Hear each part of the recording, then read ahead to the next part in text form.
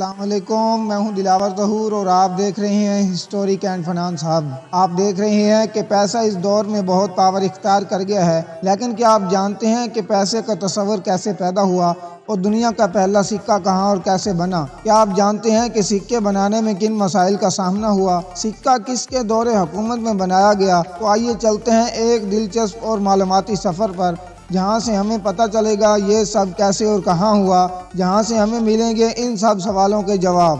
دنیا کا پہلا سکہ باقاعدہ تقریباً 600 قبل مسیح میں لیڈیا یعنی موجودہ ترکی میں بنایا گیا۔ لیڈیا کے بادشاہ اٹلس کو سکے کا موجب مانا جاتا ہے۔ یہ سکہ لیڈیا کے حکمران اٹلس کے دور حکومت میں بنایا گیا۔ یہ سکہ الیکٹروم نامی ایک قدرتی مکس دھات سونا چاندی سے بنایا گیا۔ اسے سٹارٹر کہا جاتا تھا اور یہ ایک مخصوص وزن اور مہر کے ساتھ آتا تھا۔ اس سکے پر لیڈیا کے شاہی نشان یا جانوروں کی تصویریں بنائی جاتی تھیں۔ سکے بنانے میں پیش آنے والی ایک بڑی مشکل دھاتوں کا حصول تھا، کیونکہ سونا چاندی جیسی نایاب دھاتیں ہر جگہ پر نہیں ملتی تھیں، اور سکے کی گارنٹی دینا بھی ایک چیلنج تھا کہ اس کی اصل قیمت کیا ہے۔ کچھ لوگ جعلی سکے بھی بناتے تھے، جنہیں روکنا حکومت کے لیے مسئلہ بن گیا۔ دوسری مشکل صحیح دھات کا انتخاب کرنا تھا جو نایاب بھی ہو اور قیمتی بھی، اور اس سے بنائے گئے سکے قابل قبول ہوں، اور کسی بھی دھات کو جانچنا مشکل تھا۔ تیسرا مسئلہ وزن کا تھا کہ ہر سکے کو برابر وزن میں رکھنا ضروری تھا، جو کسی بھی چیلنج سے کم نہیں تھا۔ چوتھا مسئلہ یہ تھا کہ ہر سکے پر ریاست یا حکومتی مہر لگانا بہت ضروری تھا تاکہ جعلی سکے نہ چل سکیں۔ پانچواں مسئلہ یہ تھا کہ اس دور میں ٹیکنالوجی نہ ہونے کے برابر تھی، اس لیے ہر سکہ ہاتھ سے تیار کیا جاتا تھا۔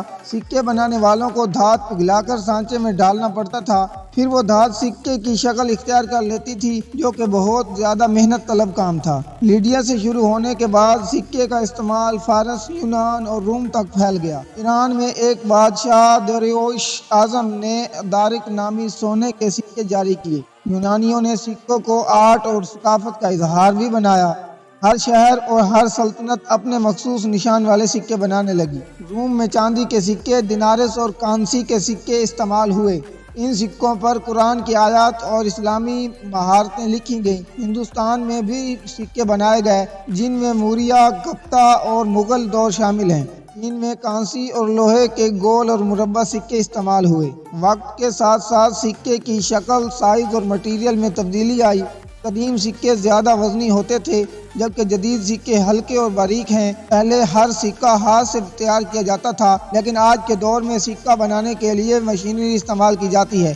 جدید دور میں سکہ سازی ایک باقاعدہ سائنس اور فن بن چکی ہے۔ آج کے سکے میں دھات کے ساتھ حفاظتی نشان، مائکرو تحریریں اور سیکورٹی فیچرز ہوتے ہیں۔ کچھ سکے صرف یادگاری ہوتے ہیں اور انہیں لوگ یادگار یا مشغلے کے طور پر خریدتے ہیں۔ سکے نے دنیا کو ایک باقاعدہ معاشی نظام دیا جو بارٹر سسٹم سے کہیں زیادہ بہتر اور آسان تھا۔ حکومتیں اپنے اقتدار کی علامت کے طور پر سکے جاری کرنے لگیں۔ یہ تاریخ، ثقافت اور حکومتوں کی شناخت بن گئے۔ کئی سکے ایسے ہیں جو آج بھی عجائب گھروں میں محفوظ ہیں اور قیمتی سمجھے جاتے ہیں۔ سکوں نے عالمی تجارت، سیاحت اور بین الاقوامی تعلقات میں مدد دی۔